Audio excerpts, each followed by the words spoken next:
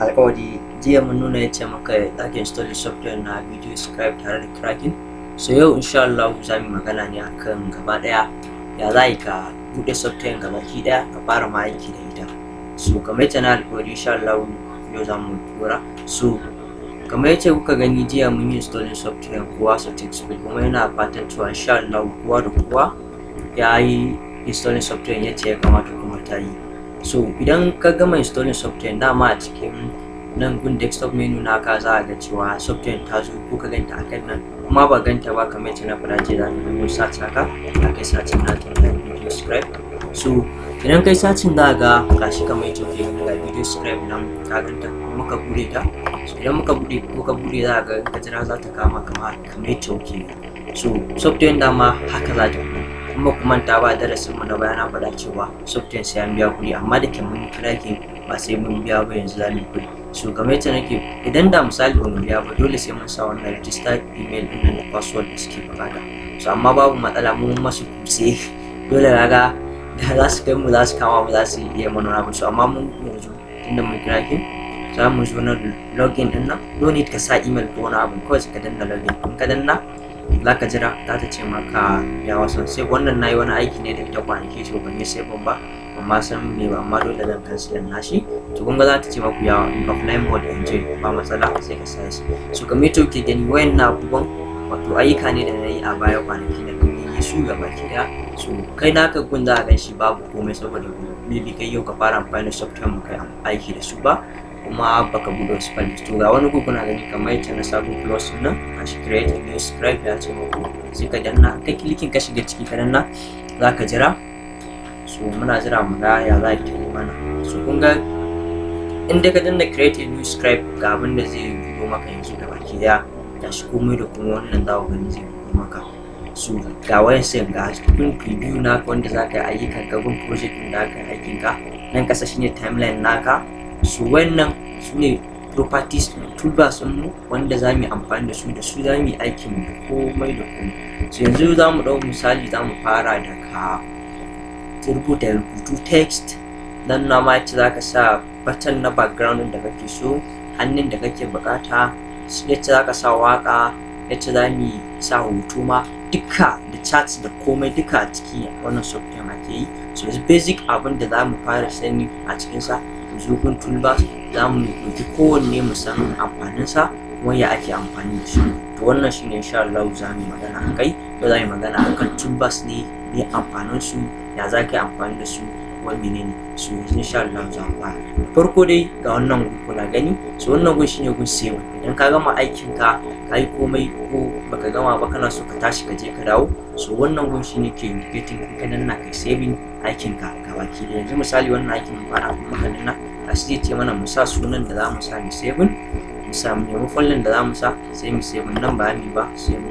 Wannan gun da kuke gani shine add an image to canvas. Shi wannan gun ana adin hoto ne a ciki.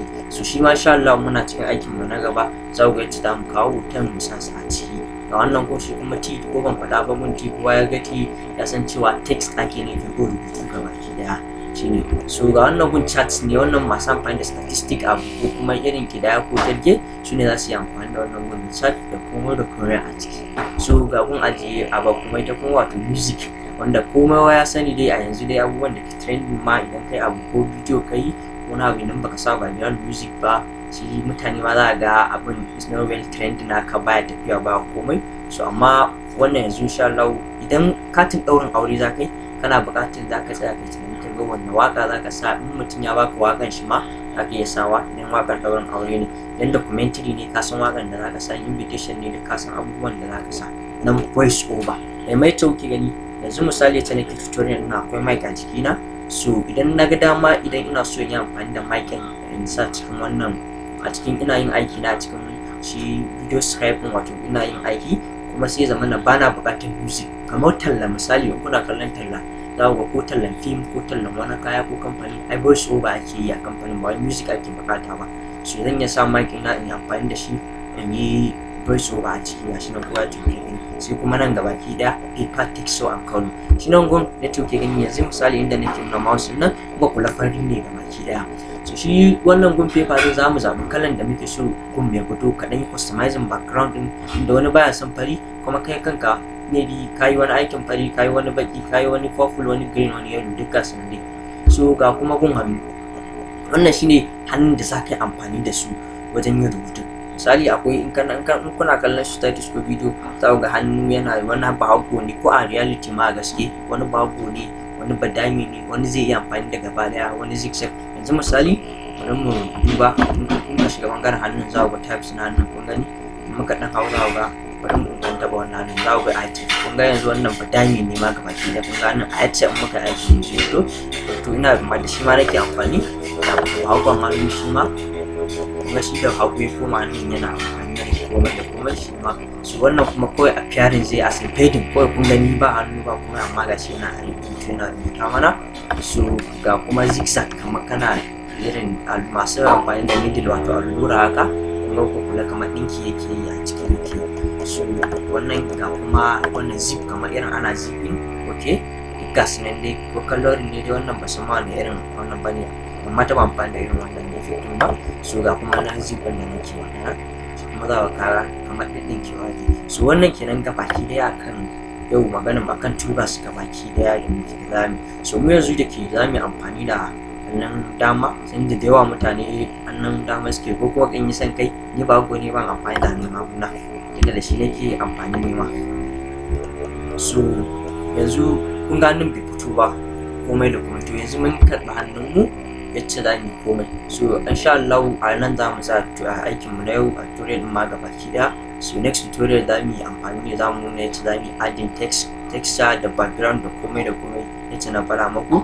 Insha Allah wannan ne tutorial din ya yau. So ku kasance da Northern Info Tech, sannan ka kuma da liking page din my Instagram da su Facebook da duk wani social media. Sannan duk mai tambaya kai ya ji kunya yayi, insha Allah zan ba da lokaci, zan ba da time, za mu ci gaba insha Allah.